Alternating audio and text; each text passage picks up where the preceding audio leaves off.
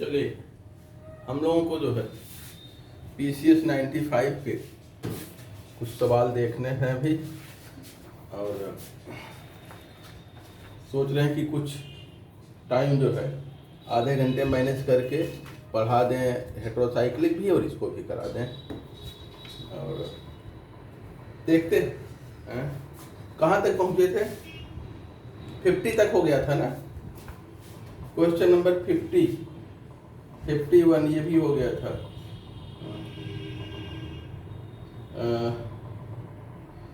Fehling solution, हाँ ये भी हो गया था। 57, 58 हो गया था ना। 60 तक हो गया था, 60 तक,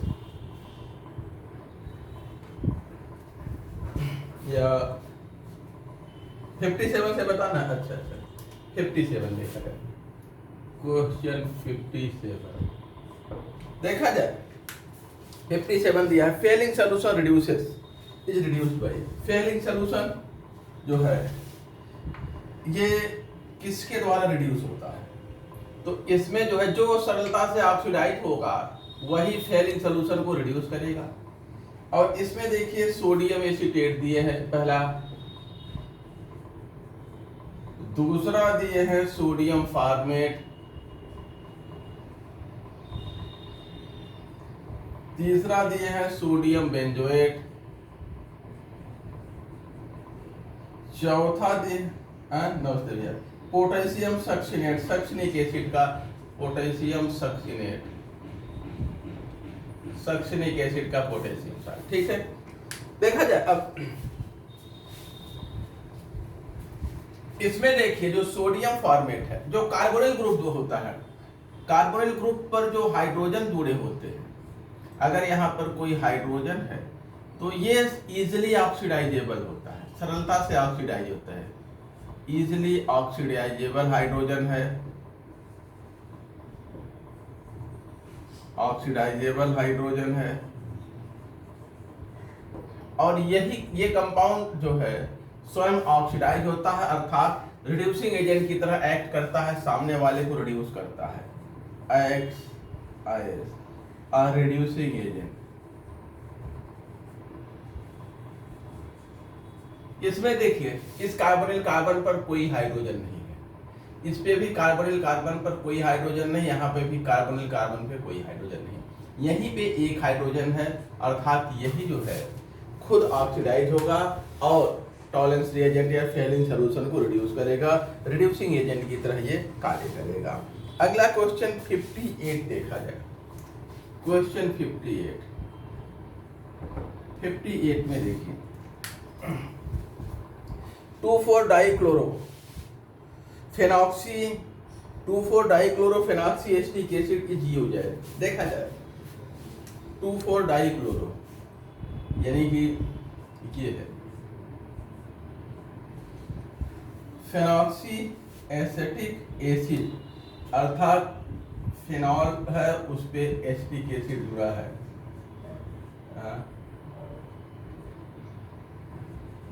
क्यों? आपका नेटवर्क प्रॉब्लम होगी, बाकी तो हमारी तरफ से तो क्लियर है यार। अब देख लीजिए, हो सकता है क्या कुछ ब्लड दिख रहा है, धुतला, कुछ धुतला है। अच्छा, हो सकता है धूप की वजह से हो। अब क्या स्थिति है?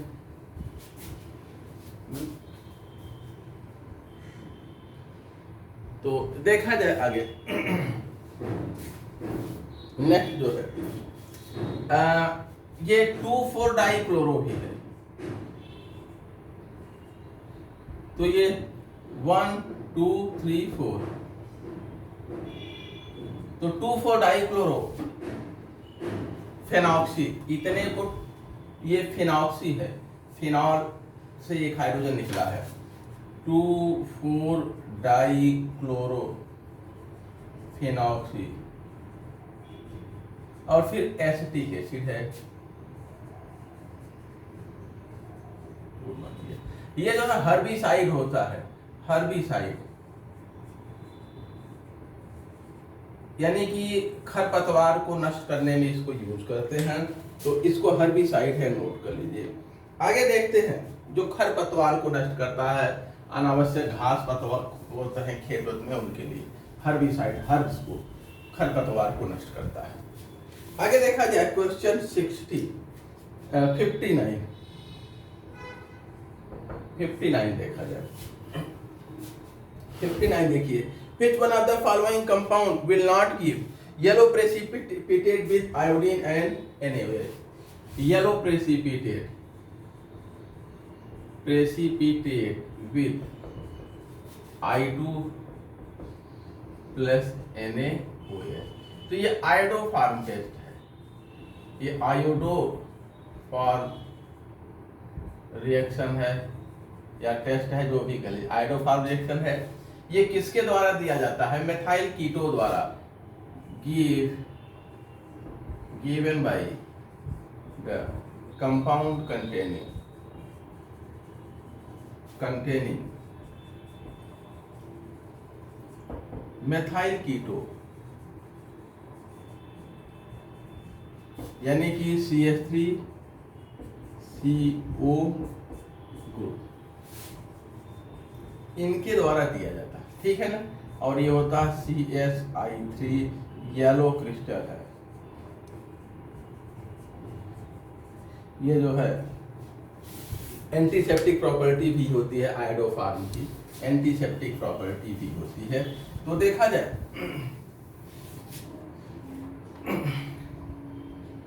इसमें कौन देगा? पहला है विल नॉट गिव, कौन नहीं देगा? पहला है एथेनॉल,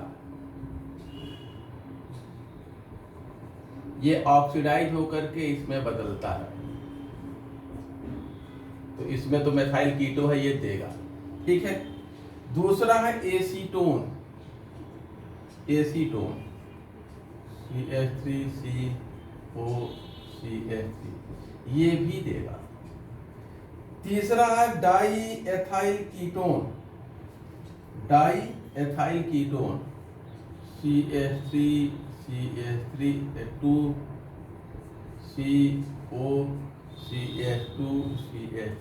इसमें देखिए एथाइल कीटो ग्रुप है, ना कि मेथाइल कीटो। इधर भी दो कार्बन, इधर भी दो कार्बन, तो यही नहीं देगा, यही सही विकल्प है। अगला है एसिटोफिनान, एसिटोफिनान में भी मेथाइल कीटो ग्रुप होता है, इसमें भी है, तो ये भी देगा। तो यही नहीं देगा, बाकी सब आयोडोफार्म पॉजिटिव है। जो आयोडोफार्म रिएक्शन देते हैं उन्हें हम आयोडोफार्म पॉजिटिव कहते हैं, जो नहीं देते उन्हें आयोडोफार्म नेगेटिव। तो विकल्प सी डाई एथाइल, अगर यही मेथाइल होता तो ये भी देता। आगे देखते हैं नेक्स्ट जो है क्वेश्चन 60।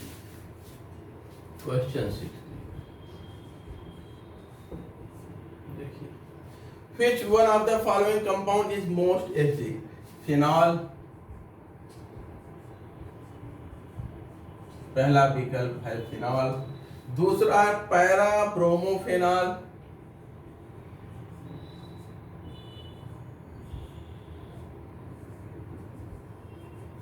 तीसरा है पैरा नाइट्रोफेनॉल,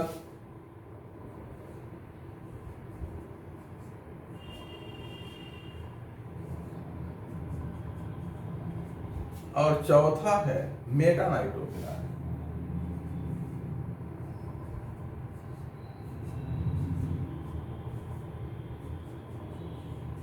ठीक है ना। तो देखिए यहां माइनस आई है, यहां माइनस आई और माइनस एम दोनों है, यहां फिर केवल माइनस आई है।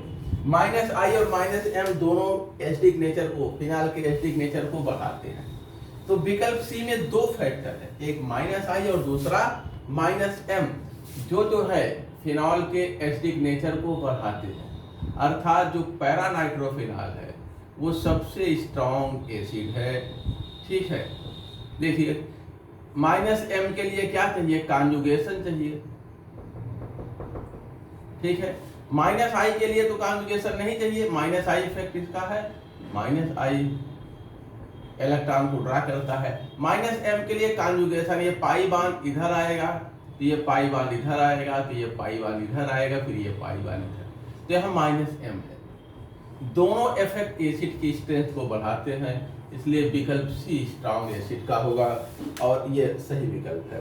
पैरा में I तो है लेकिन M नहीं, मेटा में I है लेकिन M नहीं है, क्योंकि मेटा में कॉन्जुगेशन नहीं है। मेटा नाइट्रोफिनॉल नॉन कॉन्जुगेटेड होता है, इसमें कॉन्जुगेशन नहीं है। कॉन्जुगेशन का मतलब डबल सिंगल अल्टरनेशन में हो, एकांतर क्रम में हो, दो डबल या दो सिंगल लगातार में आए। इसमें देखिए एक डबल है, सॉरी ये तो मैंने फिर से पैरा ही बना दिया, मेटा, मेटा ये देखना है, मेटा नाइट्रो। देखिए इसमें देखिए डबल है, फिर इधर से सिंगल, इधर से सिंगल, दो सिंगल लगातार आ गए। इधर से चले तो देखिए डबल है, सिंगल है, फिर डबल आ गया, सिंगल, डबल, फिर इधर सिंगल, इधर सिंगल। तो इस ट्रैक से चलेंगे तो लगातार दो सिंगल आ रहे हैं, इस रूट से चलेंगे तो भी लगातार दो सिंगल आ रहे हैं, अर्थात ये कॉन्जुगेशन में नहीं है। तो I तो -I तो यहाँ पे उपस्थित है, लेकिन -m जो है ये एब्सेंट है, -m उपस्थित नहीं है। तो यहाँ एक फैक्टर एसिड की स्ट्रेंथ को बढ़ा रहा है, यहाँ दो दो फैक्टर हैं जो बढ़ा रहे हैं, तो ये स्ट्रॉन्ग एसिड होगा, ये वीक एसिड होगा। ठीक है, यहाँ -m नहीं है क्योंकि कॉन्जुगेशन नहीं। हाँ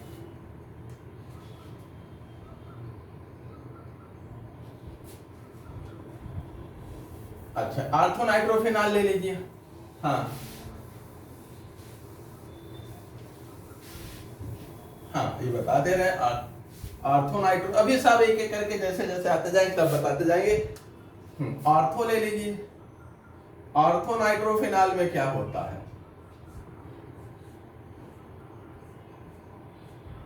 हाँ जब जान रहे हैं तब काहे परेशान हैं? अच्छा अच्छा, देखा जाए आर्थोनाइट्रोफिनॉल में क्या होता है, यहाँ -I तो स्ट्रांग है ही है और M भी है। इसका -I वीक है, दूरी बढ़ गई ना, इसका -I वीक है लेकिन है, इसका -I स्ट्रांग है,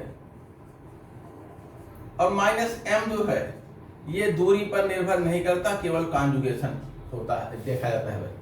तो -I यहाँ पर है और -M यहाँ वीक है, यहाँ स्ट्रांग है, तो इसको स्ट्रांग एसिड होना चाहिए इसके कंपैरिजन में ना। इसका -M तो दोनों में कॉमन हो गया, -I देखिए इसका तगड़ा है, ये इसके जस्ट बगल वाले पे है, और ये जो है दूर है इससे, तो ये वीक है। तो इसका एक फैक्टर कॉमन है और स्ट्रांग -I है, तो इसको स्ट्रांग एसिड होना चाहिए। लेकिन होता क्या है, नजदीकी के कारण यहाँ जो है हाइड्रोजन बॉन्ड बन जाता है, हाइड्रोजन बॉन्ड। इसी को ऑर्थो इफेक्ट, हाइड्रोजन बॉन्ड चूंकि ऑर्थो पोजीशन के कारण बनता है, इसलिए हम इसको ऑर्थो इफेक्ट भी कहते हैं। ऑर्थो पोजीशन पे जब आएगा तभी हाइड्रोजन बॉन्ड बनता है, इसलिए हम इसको ऑर्थो इफेक्ट भी कहते हैं। ऑर्थो पोजीशन का प्रभाव है, ये हाइड्रोजन बॉन्डिंग ऑर्थो पोजीशन के कारण है, ऑर्थो पोजीशन का प्रभाव है, इसलिए हम इसको ऑर्थो इफेक्ट कहते हैं। अब यहाँ देखिए, यहाँ का हाइड्रोजन केवल एक बॉन्ड से जुड़ा है, यहाँ का हाइड्रोजन निकालेंगे तो एक कोवेलेंट बॉन्ड आपको तोड़ना है, यहाँ का हाइड्रोजन निकालेंगे तो एक कोवेलेंट बॉन्ड आपको तोड़ना पड़ेगा ना। यहाँ का हाइड्रोजन निकालना चाहेंगे तो एक कोवेलेंट के साथ साथ एक हाइड्रोजन बॉन्ड भी तोड़ना पड़ेगा, यानी यहाँ का हाइड्रोजन मोर स्टेबल है, मुश्किल से निकलेगा। ठीक है ना, हाइड्रोजन बॉन्डेड है ये, कोवेलेंट और हाइड्रोजन डबल दो बॉन्ड यहाँ बने हैं, ठीक है ना, तो ये मोर स्टेबल हाइड्रोजन है यहाँ, क्योंकि दो दो बॉन्ड से जुड़ा है, तो डिफिकल्ट है इसका निकलना, difficult to remove H+ ion. ठीक ना, इसको H+ आयन के रूप में निकालना मुश्किल है, जिसकी वजह से ये क्या है, वीक एसिड है। वीक एसिड देन किसके कंपैरिजन में, देन पैरा नाइट्रोफिनॉल। ठीक है ना, कोई दिक्कत? अब देख लीजिए इसी तरह का बेंजोइक एसिड है, बेंजोइक एसिड का अब देख लीजिए। हाँ हाँ बोलिए भाई।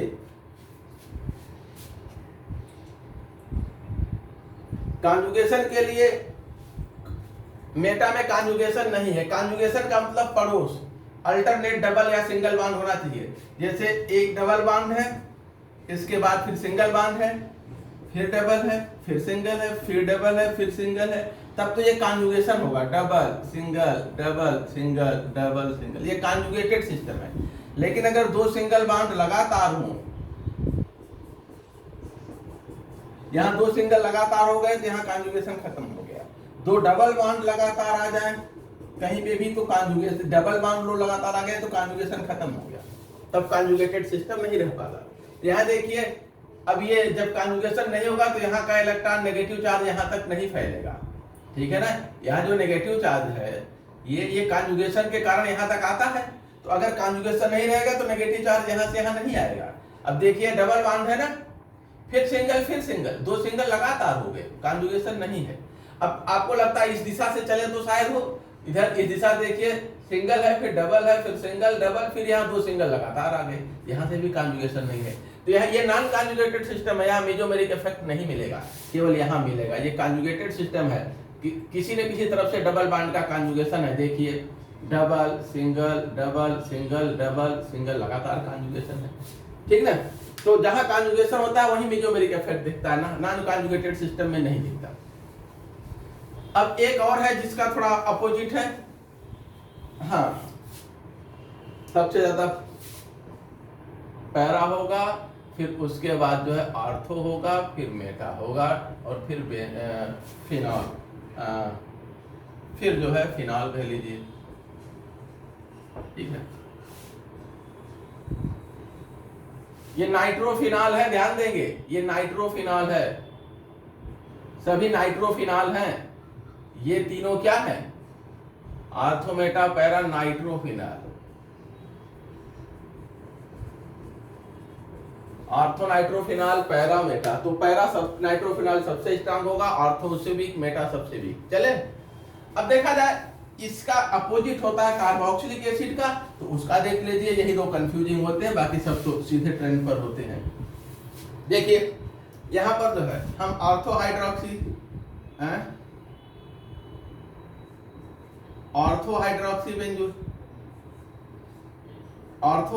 बेंजोइक एसिड ले लें, और उसके बाद जो है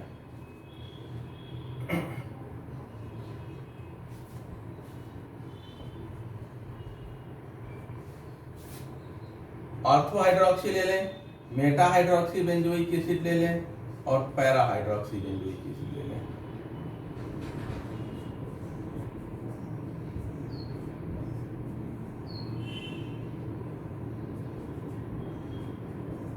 पैरा ले लेते हैं,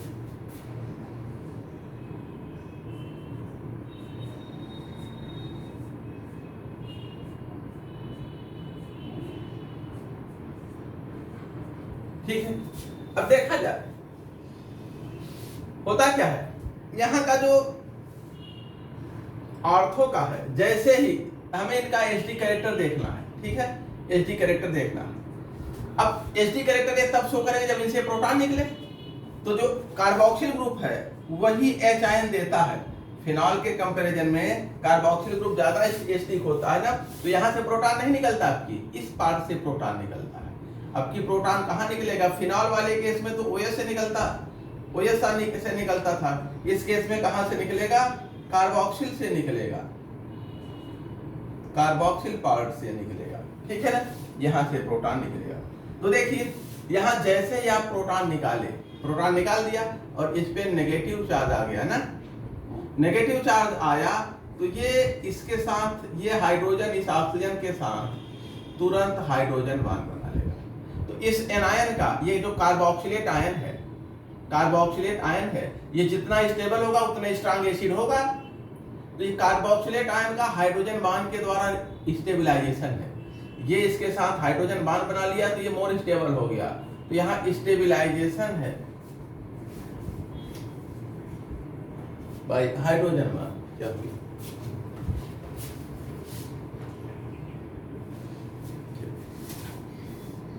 हाँ बोलिए।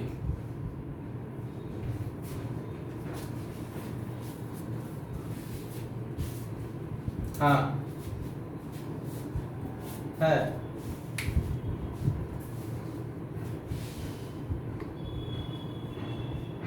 ऑर्थो नाइट्रोफिनॉल का क्या है? हाँ ठीक है,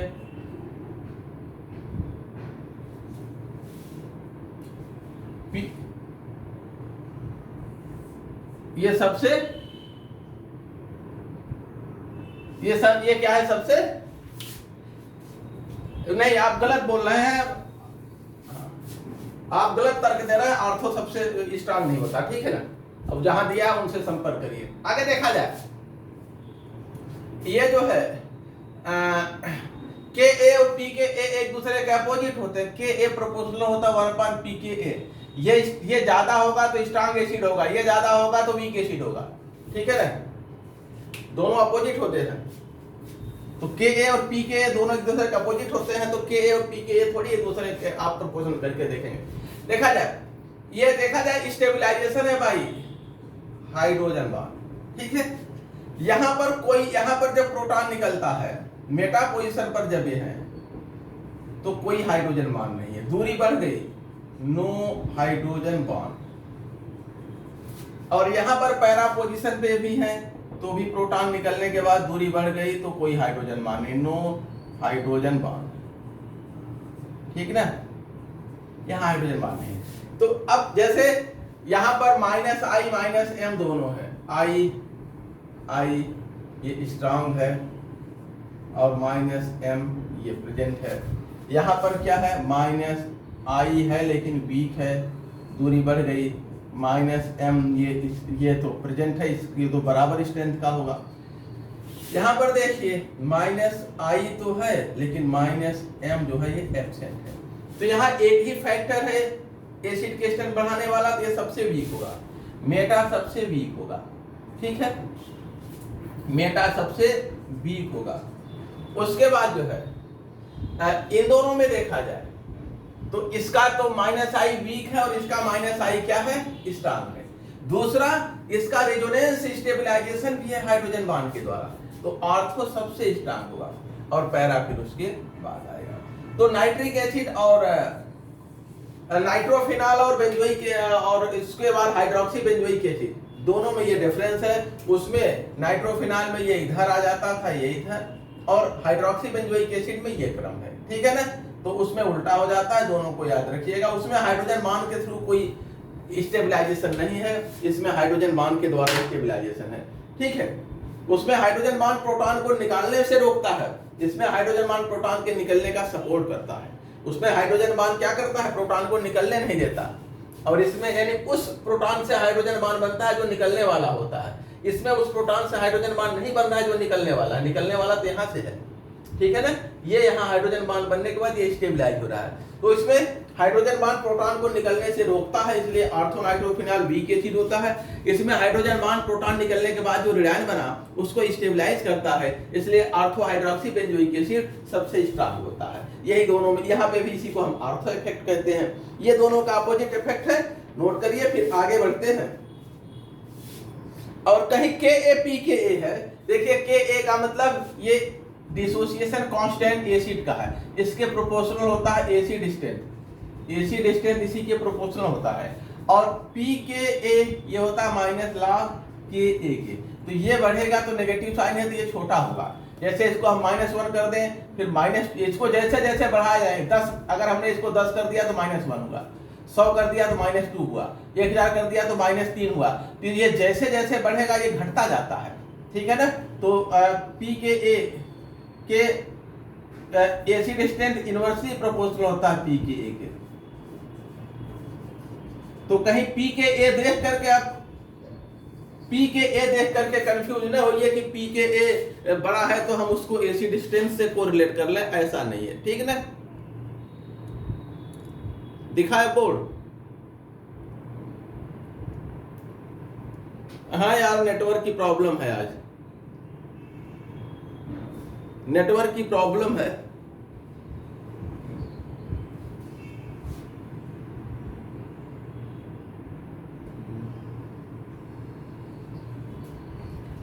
चलिए, अरे वीडियो में देख लीजिएगा, कहीं कुछ कम दिख रहा तो भी वीडियो में देख लीजिएगा, ठीक है। आगे देखते हैं अब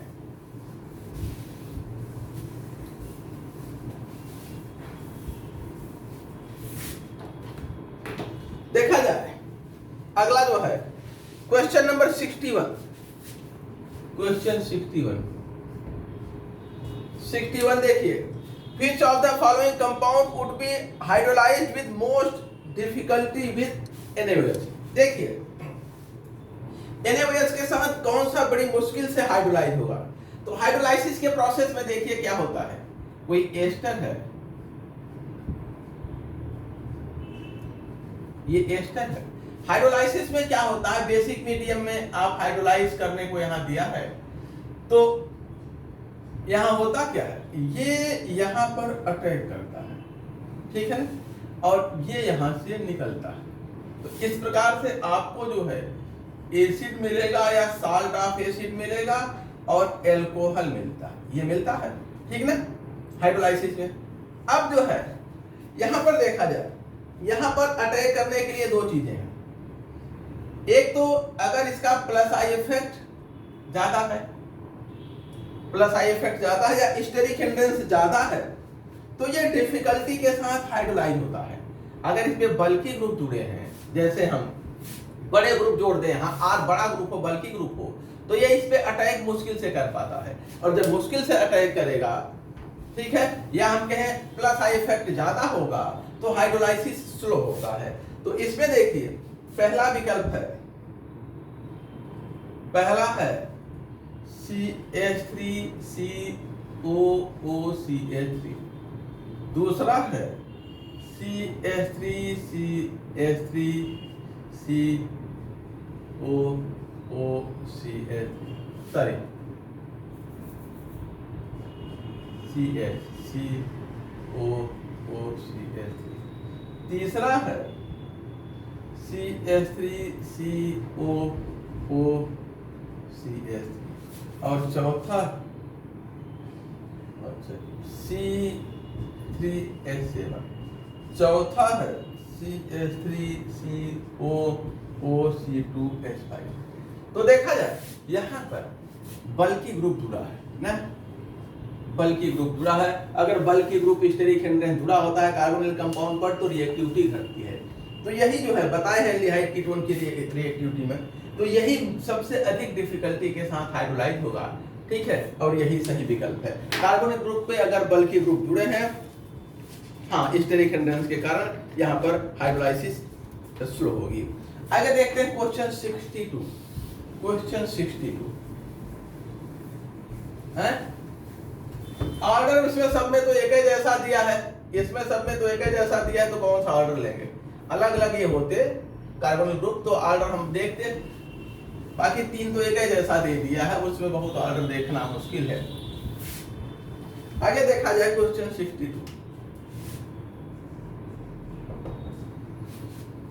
the product of the condensation, ये कंडेंसेशन पैरा, अच्छा ये रिएक्शन दिए हैं, पैरा पे मेथाइल है और उसके बाद CHO है, इसको कंडेंस कर रहे हैं एस्टिक एनहाइड्राइड के साथ sodium methoxide, acetic anhydride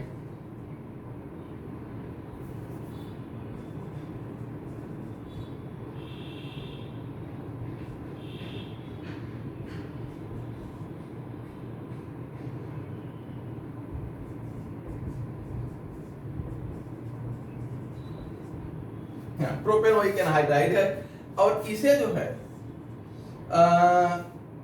sodium propanoate के साथ,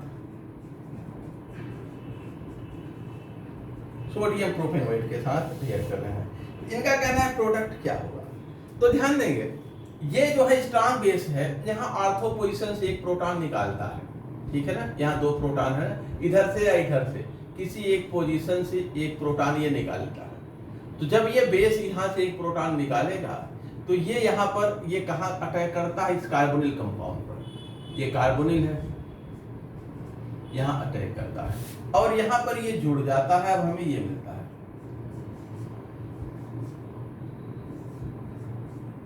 जुड़ जाएगा तो फाइनली हमें ये मिलेगा।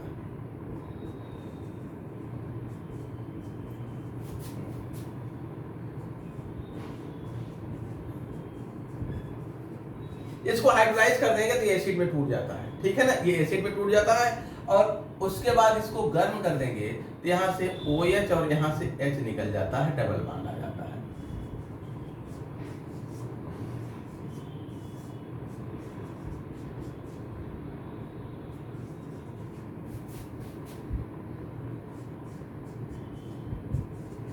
ठीक है ना, ये एसिटिक एसिड के रूप में निकल जाता है।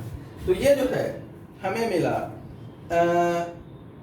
विकल्प बी वाला, देखिए बी सही है, विकल्प बी ये कंपाउंड होता है।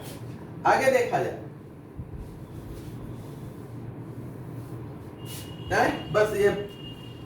बस यही विकल्प, यही स्ट्रक्चर दिया है, चार स्ट्रक्चर दिया है, कौन सा मिलेगा,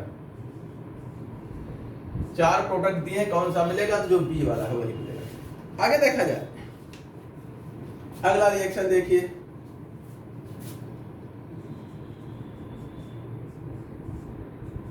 ये है, इसको जो है अमोनियम क्लोराइड और केसीएन और अमोनियम क्लोराइड,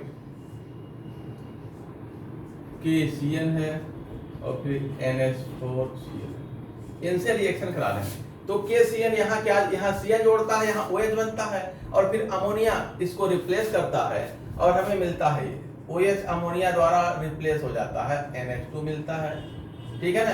पहले यहाँ KCN जुड़ता है, ये जुड़ेगा, ये यहाँ आएगा, OH में बदलता है, फिर अमोनिया जो है इस पर अटैक करता है, इसको रिप्लेस करता है, तो ये NH2 जुड़ गया और ये CN जुड़ गया।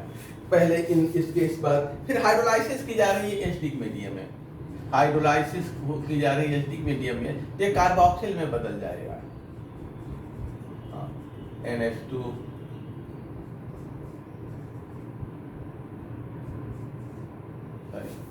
COOH प्लस NH, ठीक है। और ये हम लोग अभी प्रोटीन और ये नहीं पढ़े हैं, अमीनो एसिड।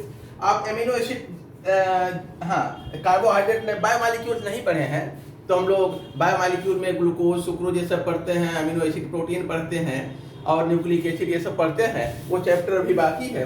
तो उसमें उसी में ये मिलेगा, इसको हम स्ट्रीकर रिएक्शन कहते हैं।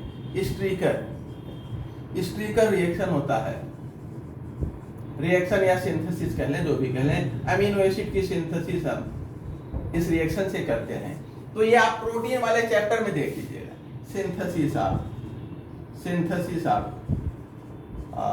अमीनो एसिड या अल्फा अमीनो एसिड, ठीक है। वहां पर अगर हमने PDF आपको शायद भेजा, जहां तक मुझे ख्याल है, तो उसमें देखेंगे तो जहां अमीनो एसिड की सिंथेसिस मैंने कराई है वहां होगा, वहीं पे स्टिकर रिएक्शन मिलेगा, उसी चैप्टर से ये है, ठीक है ना। उसी चैप्टर में आप ढूंढेंगे तो ये मिल जाएगा, synthesis of alpha amino acid. आगे देखते हैं क्वेश्चन 64, और वहां फिर जब उसको यहाँ तक जाएंगे, जो अन्य सिंथेसिस है, गैब्रियल और ये सब जो है, उनको भी देख लीजिएगा, सारे सिंथेसिस देख लीजिएगा, एक निगाह मार लीजिएगा जब इसको देखने वहां जाएंगे। तो क्वेश्चन 64 देखा जाए, the reaction reason of the optical activity of staggered conformation of mesotartaric acid. Mesotartaric acid की ऑप्टिकल इनएक्टिविटी का कारण क्या है, आप लोग ढूंढिए, बताइए। मेसोटार्ट्रिक एसिड की बोलिए भाई, प्लेन ऑफ सिमेट्री। जो मेसोटार्ट्रिक एसिड होता है, टार्ट्रिक एसिड, मेसोटार्ट्रिक एसिड जो है, टार्ट्रिक एसिड यही होता है, और अगर दोनों OH सेम साइड में है तो ये मेसोटार्ट्रिक एसिड होता है, meso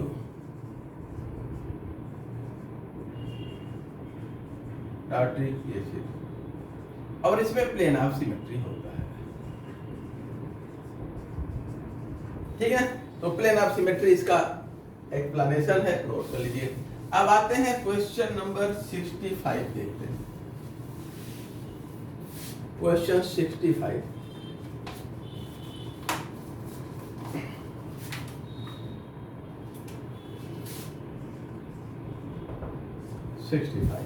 Which one of the following reagent will form methylamine on reacting with acetamide?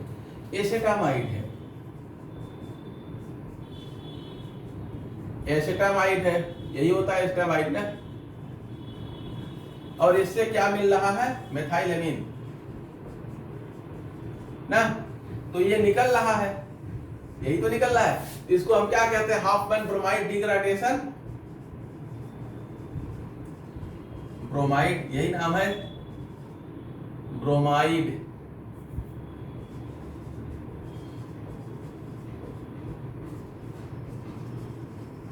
और इसमें हम क्या लेते हैं, NaOH और ब्रोमीन लेते हैं, तो NaOH और ब्रोमीन, विकल्प सी।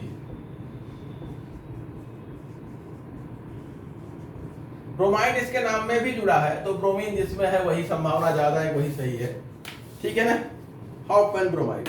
अगला देखते हैं क्वेश्चन 66।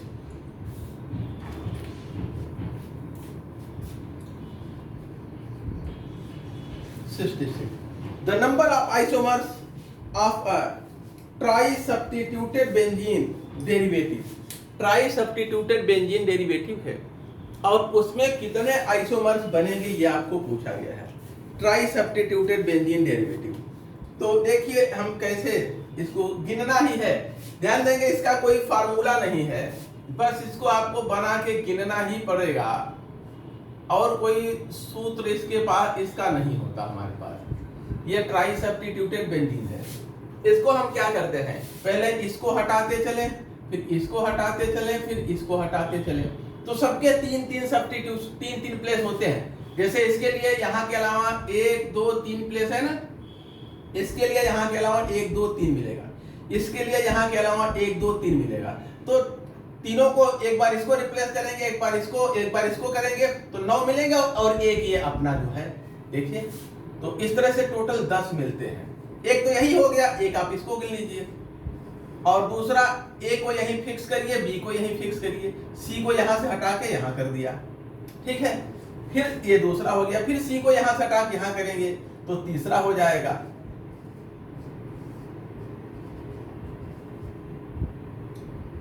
यहां कर दिया, ये 3 हो गया, इसको छोड़ दे तो ये 2 हुआ ना, अब इसको यहां कर दे तो 3 होगा।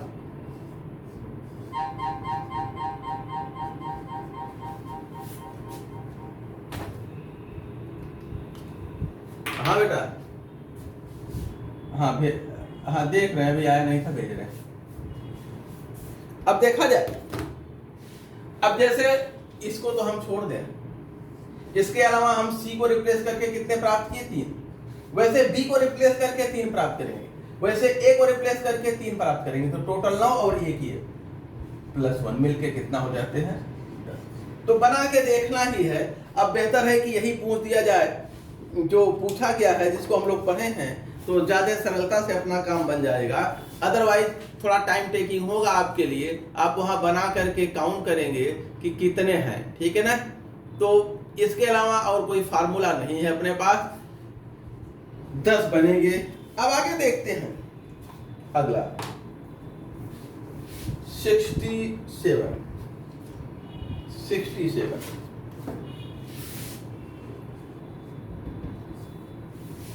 देखा जाए इन द रिएक्शन,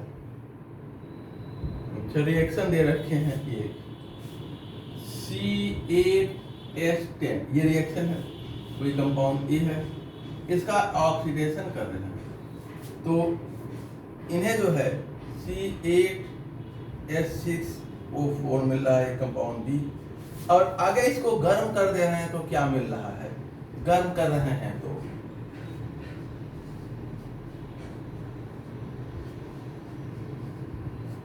ये मिल रहा है। तो देखिए ये बेंजोइक एनहाइड्राइड है ना, एनहाइड्राइड है, तो अब ये एनहाइड्राइड तब मिलेगा जब 2 कार्बोक्सिल अगल बगल हो, तो ये क्या होगा फिर कंपाउंड, यहां पर 2 ऑर्थो पोजीशन पे बेंजो कार्बोक्सिल ग्रुप होगा, ठीक है। इसको क्या कहते हैं, थैलिक एसिड, ऑर्थो पे थैलिक एसिड है, ऑर्थो थैलिक एसिड। अब उसके बाद जो है अब ये हमें कब मिलेगा, इसका ऑक्सीडेशन कब करेंगे, करने पर जब यहाँ 2 एल्किल ग्रुप हो, यानी कि 2 एल्किल ग्रुप हो यहाँ पर ऑर्थो पोजीशन पर, इसका ऑक्सीडेशन करेंगे तभी हमें ये मिलेगा, और गर्म करेंगे तो मिलेगा। तो ये हमें इससे मिलता है और ये इससे मिलता है। यहाँ पर दूसरे एल्किल ग्रुप भी हो सकते हैं, लेकिन कार्बन की संख्या देखें तो 8 ही दिया है, तो 6 तो बेंजीन में होगा, इसका मतलब 2 कार्बन यहाँ है, यानी ये मेथाइल ग्रुप ही होगा, एथाइल प्रोपाइल नहीं होगा। हाइड्रोजन 10 दिए हैं, तो 1 2 3 4 और 3 7 3 10, यानी कि कार्बन हाइड्रोजन गिन करके हम इसकी स्थिति जान जाएंगे। तो ये ऑर्थोजाइलिन है, ठीक है ना। और ये जो है ऑर्थोबेंजोइक एसिड है, ऑर्थोजाइलिन, ऑर्थोबेंजोइक एसिड और उसके बाद ऑर्थोबेंजोइक एनहाइड्राइड, ठीक है। अब आगे देखते हैं, अगला जो है क्वेश्चन 69।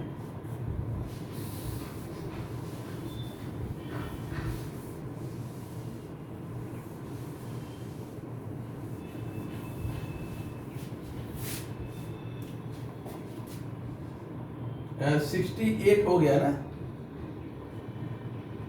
अच्छा, ये 68 था, 67 छूट गया है। ये 68 है, 67 देख लीजिए, 67 मैंने छोड़ दिया, 67 पे 68 वाला बता दिया है, और ये 68 है, 67 देखिए। Methyl salicylate is known as methyl salicylate.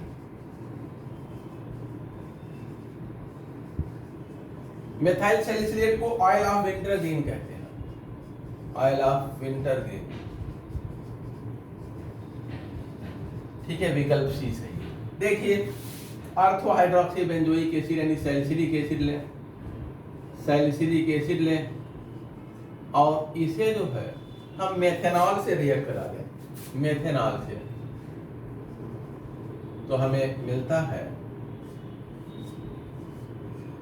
Methanol यहां रिएक्ट करता है,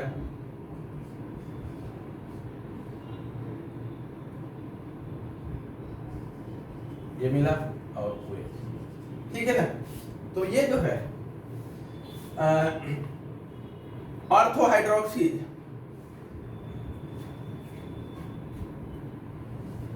मेथाइल सैलिसिलेट है और इसे हम ऑयल ऑफ विंटरग्रीन कहते हैं। मेथाइल सैलिसिलेट को methyl salicylate oil of wintergreen.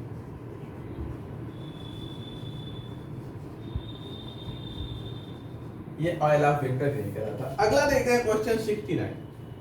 Question 69 देखा जाए। 69 ऑर्थोब्रोमो एनिसॉल, हाँ बोलिए, बोल, सैलाल तो ही बताए हैं यार।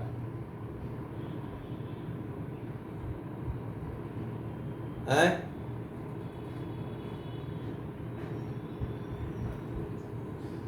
अच्छा,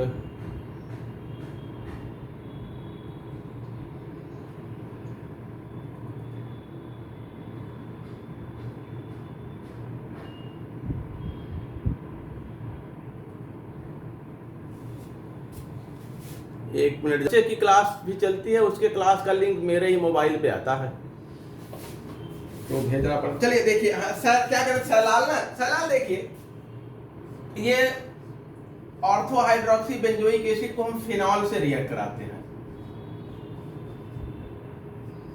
ठीक है ना, फिनॉल से या फिनॉक्साइड, सोडियम फिनॉक्साइड से,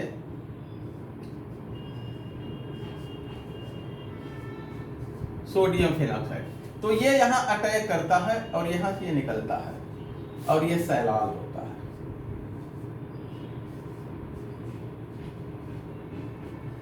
ये भी नोट कर ही लीजिए।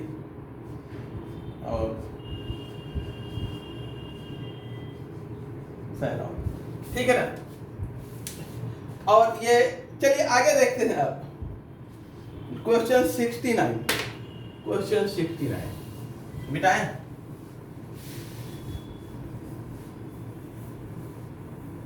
ये सब पूछे जाते हैं, नाम वाम से बड़ा कंफ्यूजन होता रहता है, याद रखिएगा, एग्जाम तक 2-4 दिन तक याद रखिएगा, फिर भूल जाए कोई बात नहीं।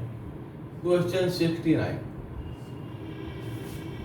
ऑर्थोब्रोमो एनिसॉल, ऑर्थोब्रोमो एनिसॉल, ये देखिए एनिसॉल, एनिसॉल होता है, यहाँ CH3 जुड़ा होता है, एनिसॉल है, और इस पे ऑर्थो पे ब्रोमीन जुड़ा है, ऑर्थोब्रोमो एनिसॉल है। इसको सोडा रिएक्ट करते हैं sodamide liquid ammonia, NaNH2 liquid ammonia, याद आ रहा है रिएक्शन, बेंजाइन इंटरमीडिएट बनता है इसमें ना। तो ये OCH3 अपनी जगह है, यहां से H निकलेगा और यहां से H प्लस, और ये अटैक करेगा यहां से Br माइनस, तो ये बेंजाइन बन जाएगा। ठीक है, अब इस बेंजाइन पर ब्रोमीन फिर से जुड़ता है, बेंजाइन पर जो है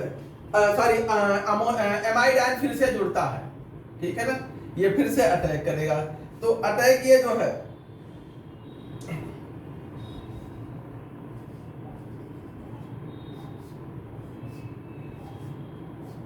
यहां पर एमाइड अटैक करेगा। अब एमाइड अटैक कहां करेगा, देखिए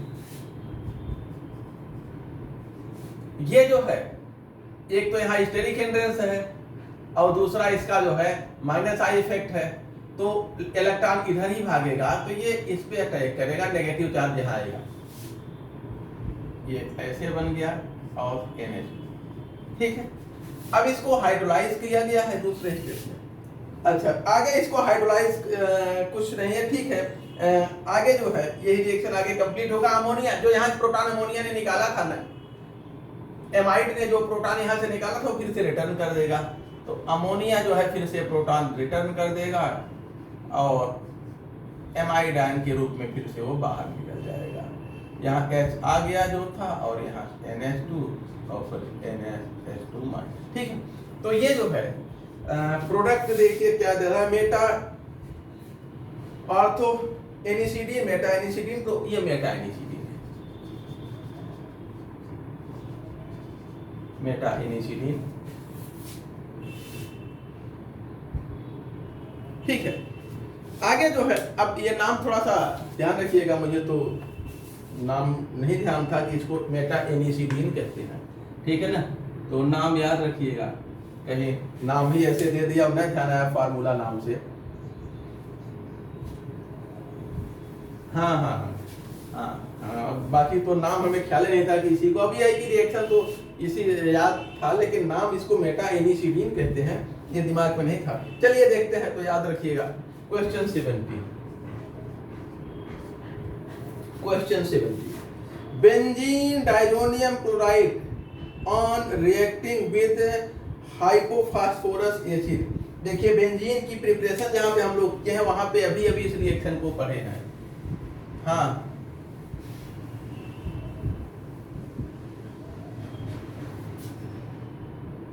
ऑर्थो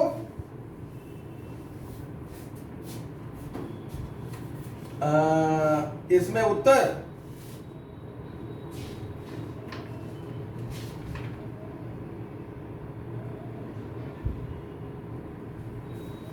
अब यार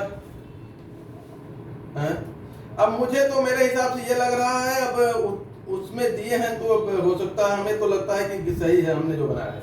उत्तर में मुझे भरोसा नहीं, लेकिन मैंने जो बनाया है वो सही है। आगे देखते हैं क्वेश्चन 70। हाँ,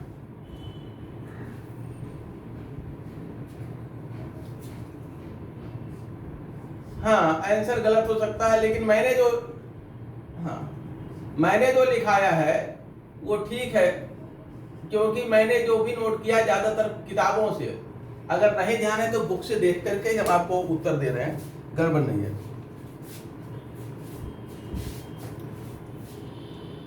हाँ हाँ, ये उत्तर गलत हो सकता है, लेकिन हमने जो लिखा है वो सही है। आगे देखा जाए, हम लोग बेंजीन की प्रिपरेशन में पढ़े हैं, बेंजीन डाइजोनियम है, हाँ वो सही है, तभी तो बताया है। बेंजीन डाइजोनियम क्लोराइड को हम लोग जो है किससे रिएक्ट करा रहे हैं, हाइपोफॉस्फोरस एसिड। हाइपोफॉस्फोरस एसिड का मतलब H3PO2, H3PO2 से रिएक्ट करा रहे हैं। ठीक है ना, तो ये बेंजीन वाले में हम लोगों ने पढ़ा है, ये निकल जाता है पूरा, हमें बेंजीन मिलता है, बेंजीन मिलता है। ये रिएक्शन बेंजीन वाले में आप पढ़े हैं, प्लस N2 प्लस H3PO3 है और प्लस HX। ठीक है, प्लस HX, तो H3PO3 बेंजीन हमें प्राप्त होता है। ये बेंजीन वाले में पढ़ा गया है, ये भी रिएक्शन अभी नजदीक में पढ़े हैं। अगला देखा जाए, नेक्स्ट है स्कॉर्बिक एसिड। स्कॉर्बिक एसिड की कमी से, अगर भोजन में स्कॉर्बिक एसिड की कमी हो, स्कॉर्बिक एसिड विटामिन सी को कहते हैं ना, तो क्या होगा? स्कॉर्बिक एसिड की कमी से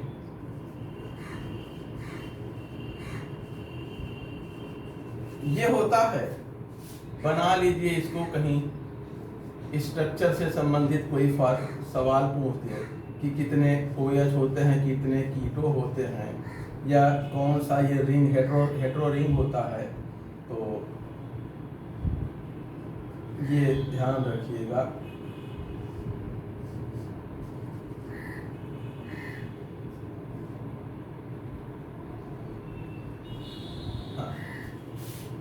हाँ, तो कीटो ग्रुप है, OH है, ठीक है ना। और ये 5 मेंबर रिंग है, ये 5 मेंबर रिंग है, ध्यान देंगे। जो हेट्रो रिंग है ये क्या है? फ्यूरेन है, 5 मेंबर रिंग है, फ्यूरेन वाला। ये ध्यान रखिएगा, स्कॉर्बिक एसिड, इसको विटामिन सी भी कहते हैं, और इससे स्कर्वी होता है, ये तो सभी जानते हैं, यही होता है ना, स्कर्वी, ठीक है, ये बीमारी होती है। अब आते हैं कुछ, है हाँ, ये नॉन फॉर्म है। हाँ, क्वेश्चन जो है,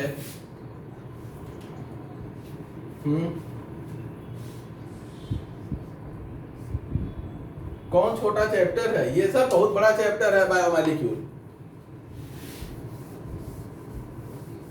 हाँ, तो पढ़ा देंगे, पूरा पढ़ा देंगे। अभी आप ही लोग तो चिल्लाते थे सर ये सब इंटर का, ये सब पढ़ाने की जरूरत है, इसको PDF दे दीजिए। आप ही लोग रोज कहते थे और आप ही लोग छोड़वाए थे, हम तो पूरा पढ़ाने के मूड में थे। देखा जाए, फ्रियॉन ये रेफ्रिजरेशन में यूज होता है। Freon used in refrigeration, FREON है, फ्रियॉन यूज्ड इन रेफ्रिजरेशन। शीतलन में, AC फ्रिज इनमें यूज होता है। तो ये होता क्या है, ठीक है ना? तो ये होता है डाइफ्लोरो मेथेन होता है, डाइफ्लोरो मेथेन।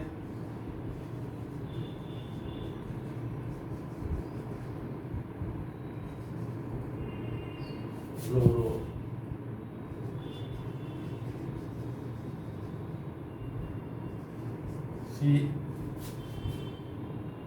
F2CO, ठीक है। आगे जो है क्वेश्चन 73 देखिए क्या है।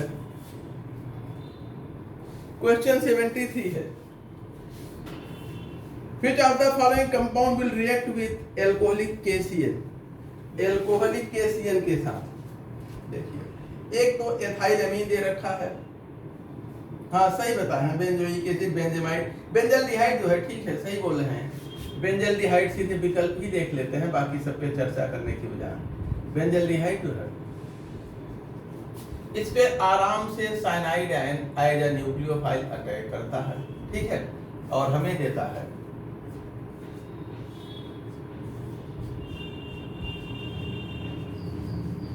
ये हाइड्रोलाइज कर देंगे एसिडिक मीडियम में, तो आपको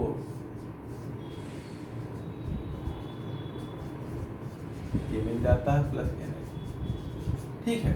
अब यहाँ इस पे एक कायरल कार्बन है, ऑप्टिकल रिएक्टिव होगा, ये सब चीजें भी पूछी जा सकती हैं।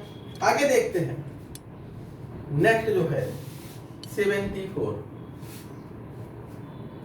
नेम रिएक्शन तो मुझे नहीं ध्यान में आ रहा है, होगा कुछ न कुछ शायद, लेकिन मेरे दिमाग में नहीं आ रहा है। क्वेश्चन 74 देखा जाए। 74 जो है डोमेस्टिक फ्यूल LPG, ये लिक्विफाइड पेट्रोलियम गैस, इसमें N-ब्यूटेन और आइसोब्यूटेन मुख्य रूप से होता है, ये मुख्य घटक हैं N-ब्यूटेन और आइसोब्यूटेन। आगे देखते हैं, और भी चीजें होती हैं लेकिन ये मुख्य होते हैं। अगला देखा जाए क्वेश्चन 75।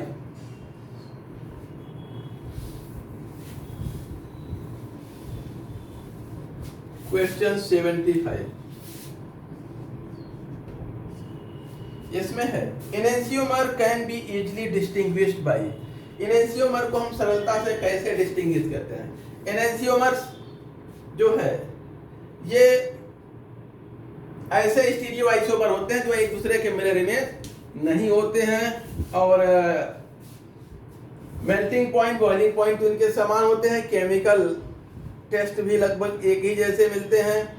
स्पेक्ट्रोस्कोपी इनेंशियोमर्स में फेल होता है। पोलरीमेट्री है, पोलरीमेट्री इनका ऑप्टिकल एक्टिविटी मेजर करते हैं। हाँ यही होगा पोलरीमेट्री, ठीक है, इनका ऑप्टिकल रोटेशन मेजर करके। आगे देखते हैं इनेंशियोमर ये जो है एक दूसरे के non super imposable mirror image होते हैं और ये जो है ऑप्टिकली एक्टिव होंगे पोलरीमीटर से। क्वेश्चन 76 देखा जाए reduction product of glucose. Glucose का रिडक्शन किया जाए तो सॉर्बिटाल मिलता है और हमें लगता है इस चैप्टर को हम पढ़ा ही दें आप लोगों को। जो है ग्लूकोज जो है तो ऐसा करते हैं ना, आज खींचतान के इसको खत्म करते हैं जो चल रहा है, उसके बाद ग्लूकोज तुरंत शुरू करते हैं और अभी समय है आपके पास 10 दिन का और उसी में ग्लूकोज को खत्म कर देते हैं। सॉर्बिटाल ठीक है, तो सॉर्बिटाल बनता है। आगे जो है देखते हैं क्रोमोट्रोपिक एसिड जो है इसका फार्मूला पूछा गया है, नाम पूछा गया है। हम इसका स्ट्रक्चर आपको दे देते हैं, फिर आप देखिए। और जो इसमें विकल्प छपे हैं जहां तक मुझे लगता है एक भी विकल्प सही नहीं है, तो अब इसके लिए तो मैं कुछ नहीं बोल पाऊंगा कि क्या दिया है क्या नहीं, लेकिन क्रोमोट्रोपिक एसिड का स्ट्रक्चर आपको हम दे देते हैं। स्ट्रक्चर देख लीजिए और एक भी विकल्प सही नहीं है इसमें।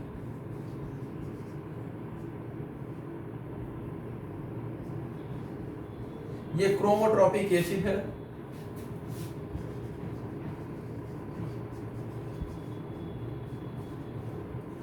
और इसे जो है 5,4 डाइहाइड्रोक्सी 5,4 नंबरिंग करते हैं 1 2 3 4 5 6 7 8 9 और 10।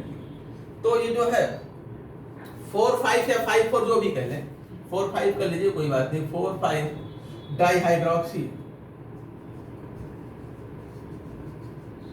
उसके बाद जो है ये क्या जाएगा 2 7 डाइसल्फोनिक नेप्थलीन डाइहाइड्रोक्सी नेप्थलीन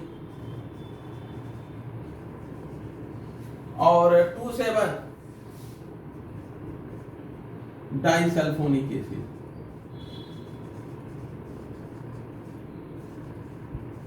ठीक है ना, 4 5 डाइहाइड्रोक्सी नेप्थलीन और 2 7 डाइसल्फोनिक एसिड ये है।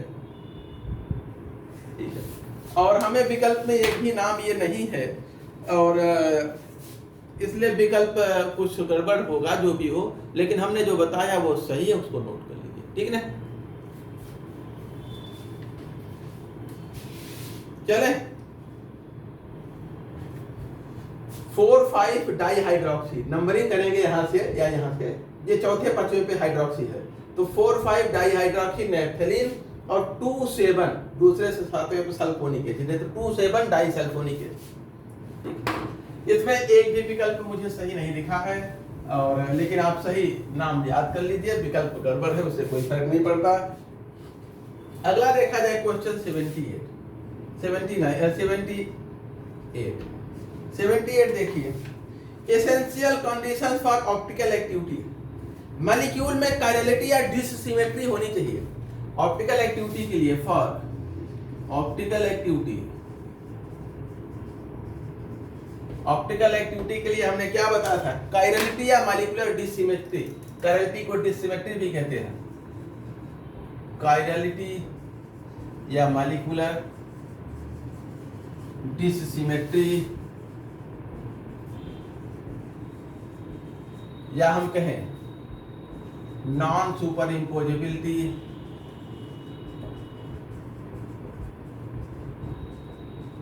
is necessary and sufficient condition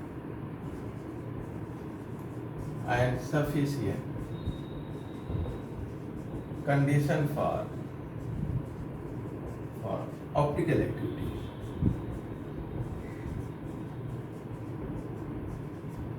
optical activity के लिए ये कंडीशंस आवश्यक है। आगे देखा जाए question number 79।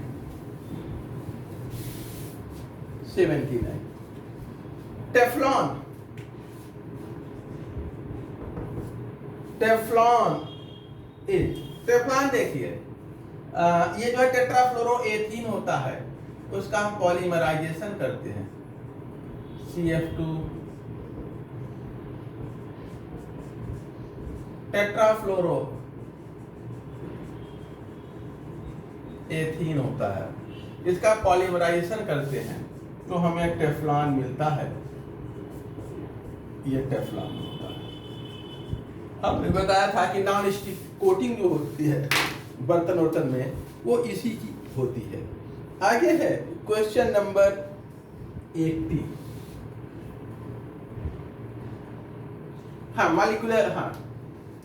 Molecular asymmetry dissymmetry वही सेम है, वही मॉलिक्यूलर एसिमेट्री, इसी को डिसिमेट्री भी कहते हैं, ठीक है ना। कायरलिटी या मॉलिक्यूलर एसिमेट्री, एसिमेट्री थोड़ा कॉमन टर्म है, डिसिमेट्री स्पेसिफाई हो जाता है। मॉलिक्यूलर एसिमेट्री या डिसिमेट्री या नॉन सुपर, सब सारे वही है, ठीक है ना, सारे टर्म यूज होते हैं, एसिमेट्री डिसिमेट्री। हाँ, the presence of an asymmetric carbon asymmetric हो ऐसा कोई जरूरी नहीं है, ठीक है ना। टार्टरिक एसिड में 2 एसिमेट्रिक कार्बन है, 2 कायरल कार्बन होते हैं, लेकिन फिर भी ऑप्टिकली इनएक्टिव होता है मेजोटार्टरिक एसिड। तो ये नहीं, कायरल कार्बन का होना कोई जरूरी नहीं है, ठीक है ना। आपको क्या चाहिए, एसिमेट्री या डिसिमेट्री।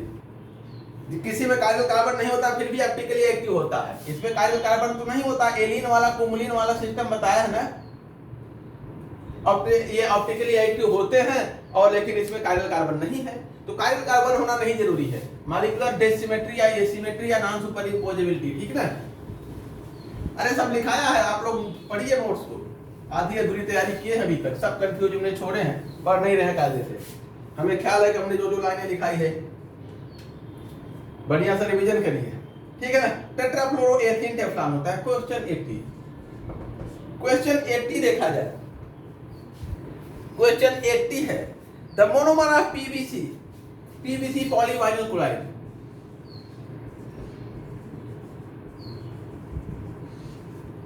पीवीसी ये किसका मोनोमर होता है, वाइनिल क्लोराइड का।